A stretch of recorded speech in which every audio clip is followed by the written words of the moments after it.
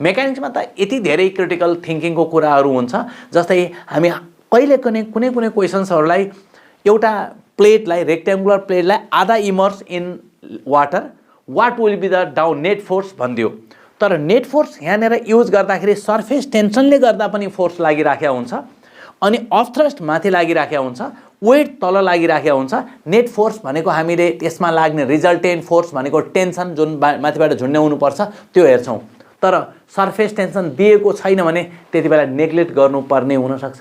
त्यसकारण यस्ता कुराहरूलाई क्वेसन हेरेर, क्वेसनको रेफरेन्स हेरेर दिएका इन्फर्मेसनलाई प्रयोग गर्ने गरी युज गर्नु आवश्यकता छ।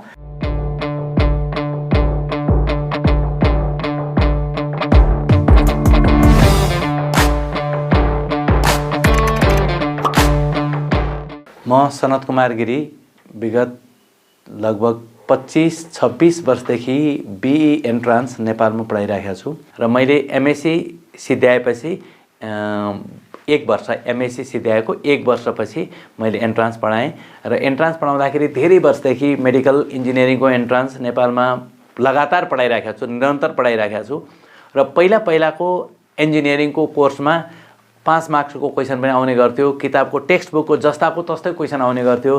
कतिजना बच्चाले रिजल्ट याद छ भने रिजल्टलाई नै यति हो एन्सर भनेर लेख्ने पनि गर्थ्यो। तर अहिले अब धेरै क्वेसन्सहरू बनाएर राखेको कारणले गर्दा जस्ताको तस्तै क्वेसन आउँछ भन्ने हामी धेरै एक्सपेक्ट गर्दैनौँ। त्यसकारण हरेक कुरालाई बुझेर पढ्छौँ र +2 को रिफरेन्समा हो, रिफरेन्स +2 को हो, त्यहाँभन्दा बाहिर आउँदैन। तर त्यो रिफरेन्सलाई अन्डरस्ट्यान्डिङ एन्ड एप्लिकेसनको हिसाबले कुरा बुझ्ने र एप्लाई गर्ने हिसाबले जानुपर्छ र जति धेरै क्वेसन्सहरू भेराइटिज अफ क्वेसन्सहरू पढ्यो त्यति भेरिएसन, नलेजको भेरिएसन हुन्छ र जाँचमा क्वेसन त्यति छिटो मिल्ने सम्भावना बढी हुन्छ।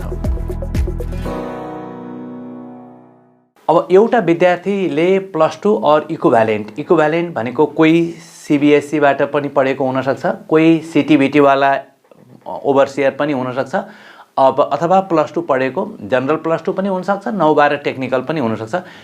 यी सबै विद्यार्थी ए लेभल आइबी यी सबै विद्यार्थी are eligible to study BE in नेपालमा मात्र होइन, संसारमा जहाँ पनि इलिजिबल छन्।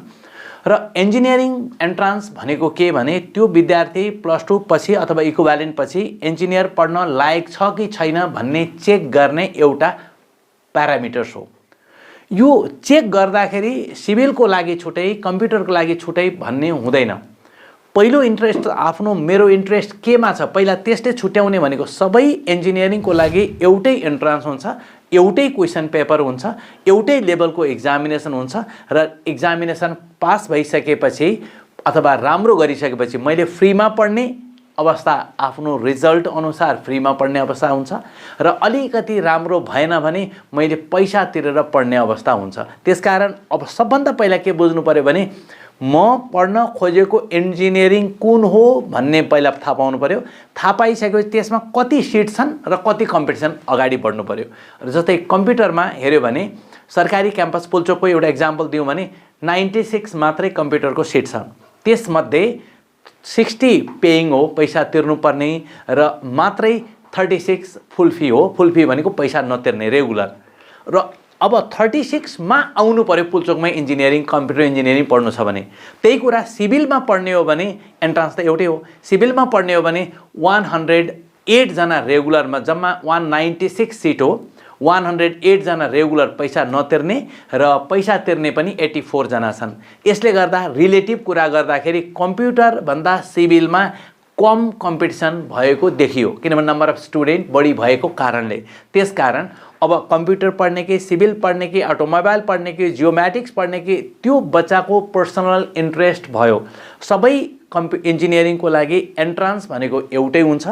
पास भइसकेपछि दुईटा कुरा रहन्छ, म केमा पाउँछु भन्ने कुरा पनि इन्ट्रेस्ट एउटा इम्पोर्टेन्ट रहने गर्छ, र दोस्रो कुरा मेरो केमा इन्ट्रेस्ट छ भन्ने कुरा पनि इन्ट्रेस्ट रहन्छ। फिजिक्समा धेरैवटा टपिक्स छन्, फर्मुला धेरै छन्, कोर्स धेरै छ र कतै पढ्यो फेरि उता बिर्सिन्छ, यता पढ्यो उता बिर्सिन्छ र त्यसकारण क्वेसन कहिलेकाहीँ कहाँबाट आयो भन्ने कुरा नै बच्चाले जजमेन्ट गर्न सक्दैन। र कतिजना बच्चाको प्रब्लम के देखियो भने क्वेसन पढेर त्यो कुन च्याप्टरबाट हो भनेर छुट्याउनै नसक्ने पनि देखिएको छ। त्यसकारण सबभन्दा पहिलो पहिलो सजेसन के हो भने हामी मेकानिक्स अलि धेरै छ, यो त स्वाभाविकै हो। मेकानिक्समा क्रिटिकल केसहरू पनि धेरै हुन सक्छन् र डेली लाइफमा पनि धेरै आउने गर्छ। त्यसकारण कुनै पर्टिकुलर क्वेसन आएन भने चिन्ता धेरै गर्नुपर्ने आवश्यकता छैन, किनभने जाँचमा त्यो क्वेसन नै आउँदैन अथवा त्यो आउँछ भन्ने ग्यारेन्टी पनि छैन। आइहाल्यो भने पनि 2 मार्क्सको एउटा क्वेसन बिग्रेला केही फरक पर्दैन, इट डजन्ट म्याटर। तर फन्डामेन्टल चिज जानेको हुनुपर्छ। मेकानिक्समा अलि बढी समय लगाउने, तर जाँचले कस्तो ट्रेन गरेको छ, जाँचको ट्रेन भन्दाखेरि जाँचमा मेकानिक्सबाट यति आउने भन्ने ट्रेन छैन। अहिलेको जाँचको अनुसार टोटल क्वेसन यति भनेर दिएको छ र कम्प्युटरले आफूलाई चाहेको क्वेसन, आफूलाई जुन मन लाग्यो त्यो क्वेसन निकाल्दिने गरेको कारणले गर्दा ठ्याक्कै यो भन्न सकिँदैन। त्यसकारण बच्चाले हरेक च्याप्टरलाई इक्वली प्रिपेयर गर्नुपर्ने हुन्छ। र अब क्रिटिकल केसहरू जहिले पनि अलिअलि याद गर्ने बानी बसाल्नुपर्छ। क्रिटिकल केस भनेको कस्तो भन्दाखेरि कुनै केसमा जस्तै मानौ एउटा दुईटा प्यारलल प्लेट क्यापासिटर छन्, तिनीहरू बीचमा फोर्स F लागिराखेको छ भने एउटा प्लेटलाई हटाइदियो भने त्यहाँ भएको चार्जले कति फोर्स एक्सपिरियन्स गर्छ भनेर सिम्पल सोध्यो भने अरू त केही पनि छैन, यसमा गर्ने कुरा केही पनि छैन, सोच्ने कुरा मात्र हो। दुईटा प्लेट जसको फिल्ड एउटैतिर भएको हुनाले F फोर्स छ भने एउटा प्लेट हटाउने बित्तिकै फिल्ड त आधा भइहाल्छ, फोर्स त यतिकै आधा भइहाल्यो। यसकारण यस्ता लजिकल कुराहरू, क्रिटिकल थिङ्किङको कुराहरू सोचेर विचार गरेर अगाडि बढ्नुपर्छ। मेकानिक्समा त यति धेरै क्रिटिकल थिङ्किङको कुराहरू हुन्छ, जस्तै हामी कहिले कुनै क्वेसन्सहरूलाई एउटा प्लेटलाई, रेक्ट्याङ्गुलर प्लेटलाई आधा immerse in water, what will be the down net force भनिदियो। तर नेट फोर्स यहाँनिर युज गर्दाखेरि सर्फेस टेन्सनले गर्दा पनि फोर्स लागिराखेको हुन्छ, अनि अफ थ्रस्ट माथि लागिराखेको हुन्छ, वेट तल लागिराखेको हुन्छ। नेट फोर्स भनेको हामीले त्यसमा लाग्ने रिजल्टेन्ट फोर्स भनेको टेन्सन जुन माथिबाट झुन्ड्याउनुपर्छ त्यो हेर्छौँ। तर सर्फेस टेन्सन दिएको छैन भने त्यति बेला नेग्लेक्ट गर्नुपर्ने हुनसक्छ। त्यसकारण यस्ता कुराहरूलाई क्वेसन हेरेर, क्वेसनको रेफरेन्स हेरेर दिएका इन्फर्मेसनलाई प्रयोग गर्ने गरी युज गर्नु आवश्यकता छ। त्यसकारण मैले के जानेको छु भन्दा पनि क्वेसन के सोध्न खोजेको हो, क्वेसनको उद्देश्य के हो भन्ने कुरा बुझ्नुपर्ने हुन्छ। अब यसको लागि त प्र्याक्टिस नै एकदम इम्पोर्टेन्ट छ, प्र्याक्टिस नै गर्नुपर्ने हुन्छ। क्वेसन धेरैभन्दा धेरै पढ्ने बानी बसाल्नुपर्छ। क्वेसनलाई 2 चोटि पढ्ने, 3 चोटि पढ्ने अनि दिमागमा एउटा भिजुअलाइज गरेर फ्रेम बनाएर मात्रै क्वेसन सल्भ गर्न सुरु गर्यो भने मात्रै क्वेसन सल्भ हुन्छ। अब जाँचमा त 2-3 चोटि पढ्न समय छैन, त्यसकारण स्टुडेन्टहरूले अहिले नै 2-3-4 चोटि पढेर एउटा कन्फिडेन्स फ्रेम बनाउने र त्यसपछि त्यो बानी बस्दै गयो भने जाँचमा 1 चोटि पढ्ने बित्तिकै क्वेसनको फ्रेम बन्छ। त्यसकारण मेहनत गर्न, अहिलेको मेहनत भनेको एकदमै प्रोडक्टिभ हुन्छ र त्यसले गर्दा हामी छिटोभन्दा छिटो क्वेसन बुझ्न सक्छौँ भनेर यसमा गरिएको छ।